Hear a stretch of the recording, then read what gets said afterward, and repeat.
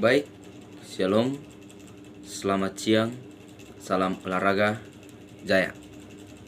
Perkenalkan, nama saya Eli bin Jafat Beti, NIM 211-5008. Pada video kali ini saya akan mempresentasikan materi tentang prinsip-prinsip perkembangan dalam pembelajaran motorik.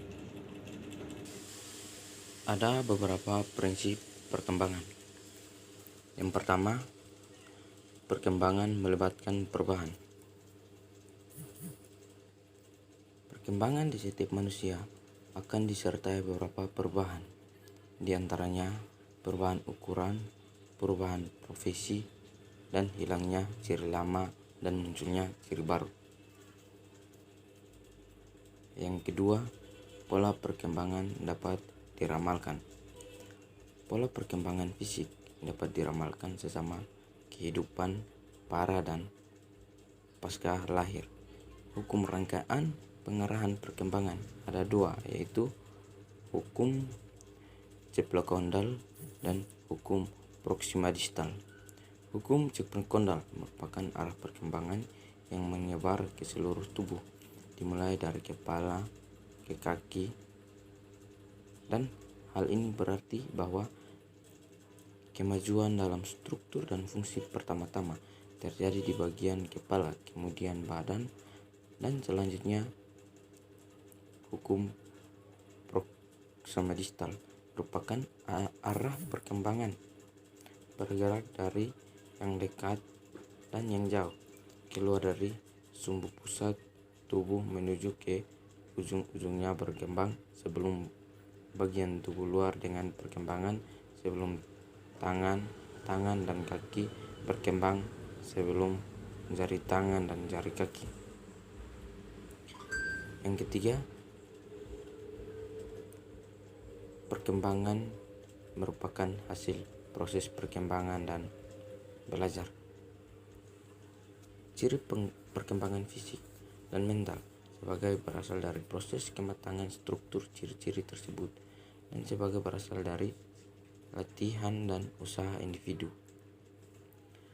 Proses pematangan instruksi adalah tumbuhnya karakteristik yang secara potensial pada individu yang berasal warisan genetik individu, fungsi fisiologenetik yang berfungsi yang sesuai pada umumnya.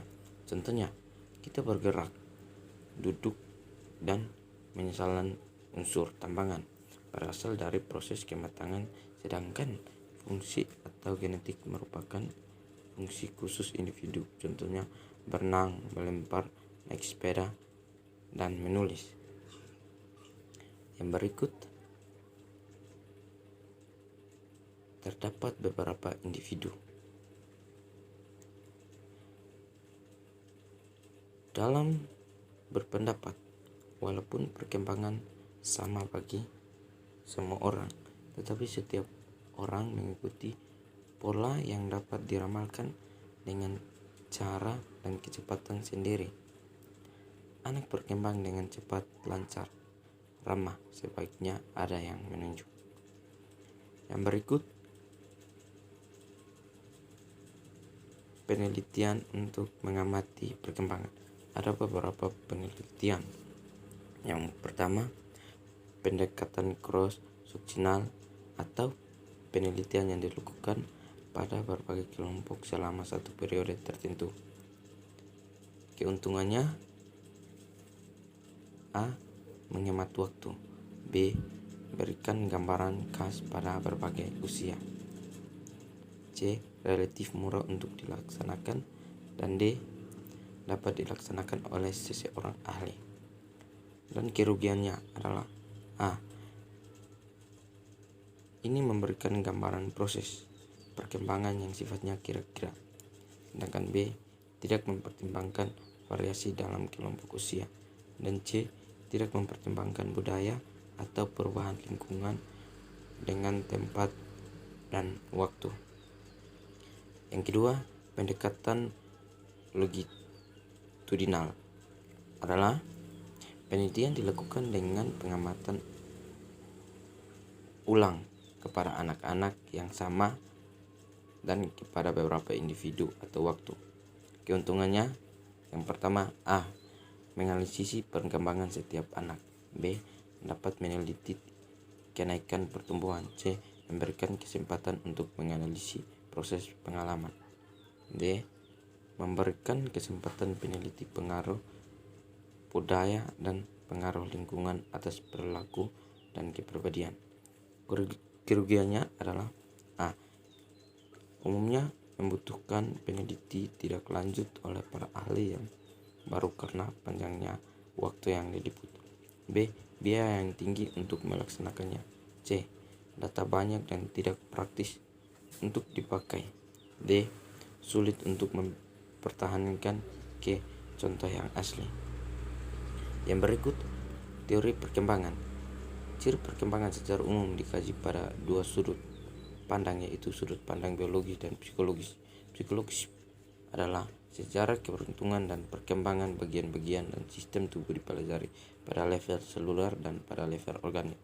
Dapat dipelajari perkembangan sel-sel yang membentuk organ-organ tubuh manusia. Organik dipelajari perkembangan organ-organ yang mendukung hidup individu. Perspektif psikologis individu dipelajari dalam sebagai berpikir dan perasaan perilaku individu. Observasi dan perilaku itu merupakan refleksi proses perkembangan individu. Yang berikut, teori psikologi perkembangan yang menjadi acuan dalam studi perkembangan motorik. Ciri kematangan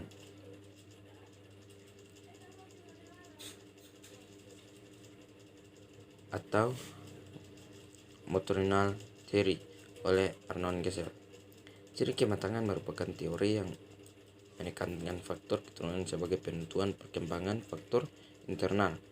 Perkembangan penguasa gerak tertentu tidak dapat dipercepat dengan program latihan sebelum berkembangnya biologis, sedangkan eksternal atau lingkungan hanya mempengaruhi secara berkala. Yang kedua, strik perilaku. Teori yang menekankan faktor lingkungan sebagai penentuan perkembangan faktor eksternal atau individu sepenuhnya dipengaruhi oleh lingkungan karena individu.